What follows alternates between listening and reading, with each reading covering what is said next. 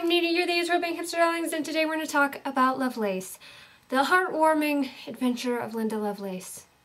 Wait, you mean manipulation of a partner, domestic abuse, rape, gang rape, and attempted murder aren't your style?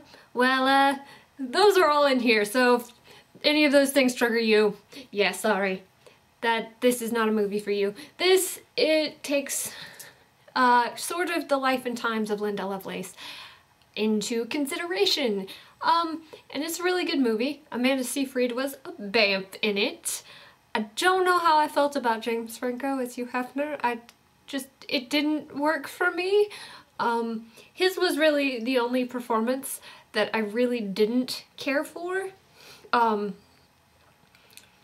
But even with James Franco as Hugh Hefner, you're always reminded that Hugh Hefner was kind of a radical in his time because he fucking sent Linda Lovelace a fucking black secretary, basically. Like, holy shit.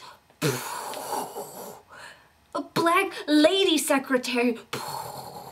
Like, what? What?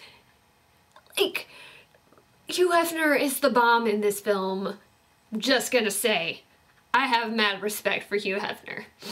But yeah, this film depicts Linda Lovelace getting beaten and raped by her husband and gang raped at the wish of her husband. Yeah. It was a really good film. The music was excellent. This film had freaking awesome music. It was the 70s, it was disco, and just rock and roll was coming into its own too, and everything was awesome and perfect with fucking music, and there was a lot of shitty shit that happened. But you learn that Linda Lovelace's mother was also, sort of maybe abused, and Linda Lovelace came out against domestic abuse and pornography. I don't really think the pornography got... it wasn't so much about the pornography, it was definitely more about fucking what can happen when you trust someone so implicitly and they just don't deserve it. Everyone was high marks on acting. The direction was really great. It was really short too. It was a 90-minute film. Everything needed to be in there. They had this perfect view of the film. It had a really great direction.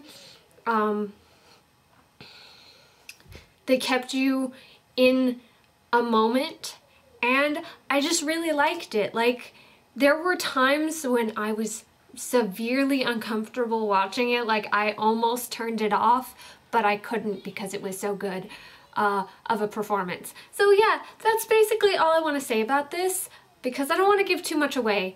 There's a lot going on in this. It's a very tough film to watch, and it does tackle the issue of pornography a little bit, especially how mistreated she was.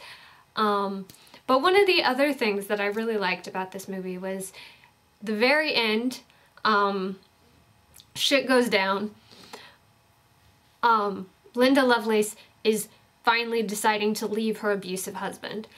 And she goes to this hotel with one of the porn producers, and he's helping her out.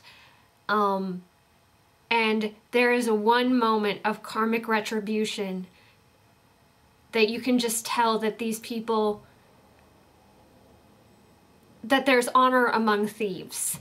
And that for me is one of the most interesting little parts about this movie. I don't really want to talk about pornography. I don't even want to talk about like the domestic abuse part of it. What made you most uncomfortable about this movie? Because there were a lot of times when I got really uncomfortable, and it definitely wasn't the sexual elements that were frightening to me or made me uncomfortable, but it was the domestic abuse and marital rape that kind of was like wigging me out. So yeah, that's how I felt about this movie. I hope you guys like it. I definitely recommend it. And till I see you on Friday, bye guys.